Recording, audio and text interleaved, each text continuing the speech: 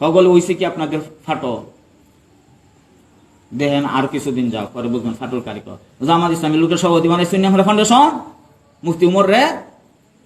এটা আমরা জানি না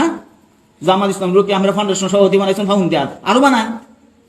জামাত ইসলাম লোক সকলে সভাপতি বানাইছেন সেক্রেটারি তখন বানাইছেন না সেক্রেটারিও বানাইলুম পড়াশোনার খেলা বুঝবান সকলে ফাউন্ডেশন সভাপতি বানাইছেন জামাত ইসলামী লোকের সকলে মাত্র অন্য সেক্রেটারি তো বানাইছেন না সেটা বানাইলুম কোন স্বার্থে জামাত ইসলামী লোকের আমরা সভাপতি বানাইলাম ফাউন্ডেশন যে জামাত ইসলামী লোকের ইমান নাই বেঈমান কাফের মুরতাদ ইতারে সভাপতি বানাইতেছু আমরা হে আমির বানায় তার অধীনে এতাত করবাই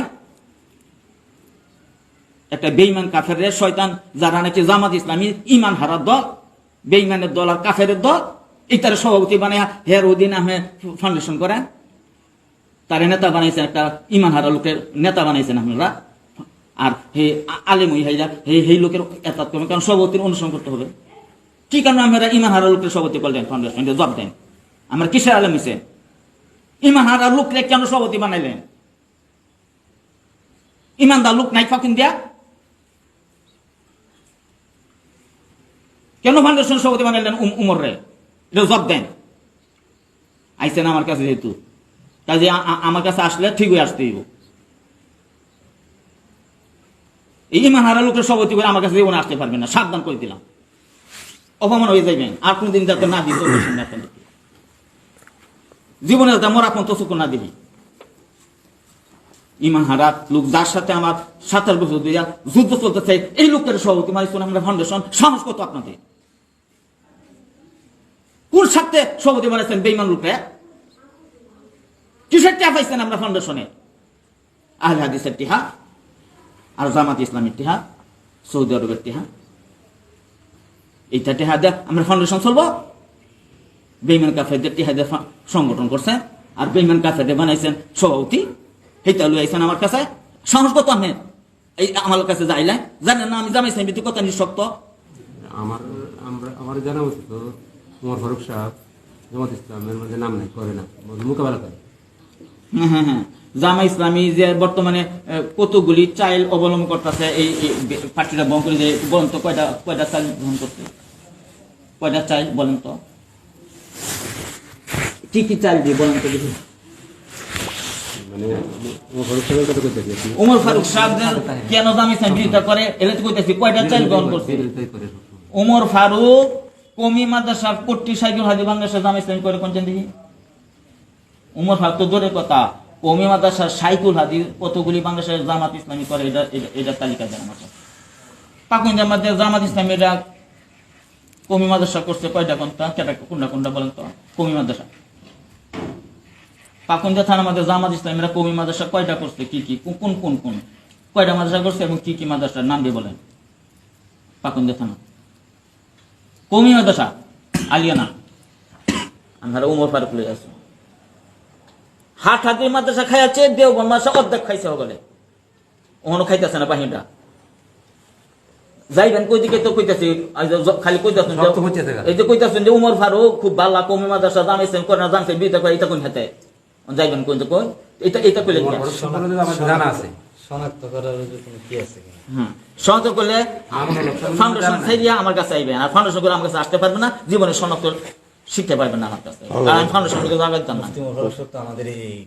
ইমামুল্লাহ পরিষদের সভাপতি ইমাম সভাপতি আমি বানাইছি আমার কাছে উপদেশ নিয়েছিলেন তার সভাপতি সহজ বানানো ও ব্যাখ্যা কইলে আমার কাছে আইয়েন না আগে আইতারলেন না তার সভাপতি বানানো আগে উপদেশ নিতে আসতে পারলেন না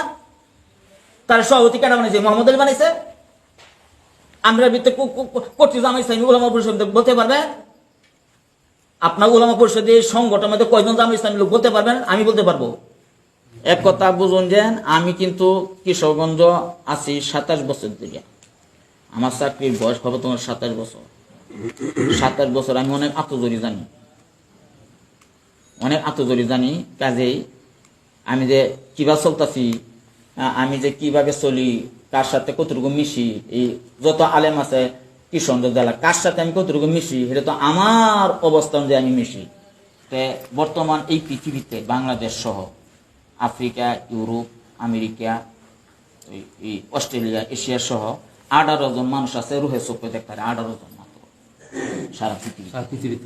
18 জন মানুষ আছে যারা কোরআন হাদিসের শেষ স্তরে জিকির, যেটা জিকরে মুশাহাদা, এহসানের উচ্চ স্তর, আল এহসান ওয়ান তা'বুদাল্লাহ কান্নাকা তারাহু, এই সবকটা পাশ করছে 18 জন পৃথিবীতে। এই 18 জনের মধ্যে একজনের সাথে আমার আল্লাহ সম্পর্ক করাই দিয়েছে। পরকালের যে কোনো বিষয় জানতে এলে ওনার মধ্যে আমি জানতে পাই, বলা নিষেধ এখনো আছে। আছে। এখন ওই আল্লাহওয়ালারা, জামাতে ইসলামী লোকেরা যারা মরতাছে, ইমান হারাইয়ে মরতাছে, রুহে সুখে তারা দেখতেছে, তাদের রুহের সাথে আলাপ করতেছে,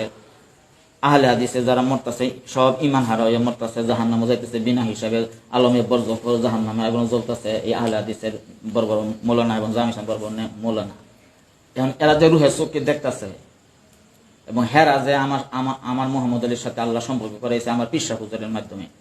করে দেওয়ার কারণে, তাদের মাধ্যমে আমি এইসব পরকালে অনেক কিছু জানতে পারতেছি। 18 জনের 2 জনের মাধ্যমে অনেক কিছু জানতে পারতেছি। তো আমি যেটুকু বাতিনি জিনিস জানি আছি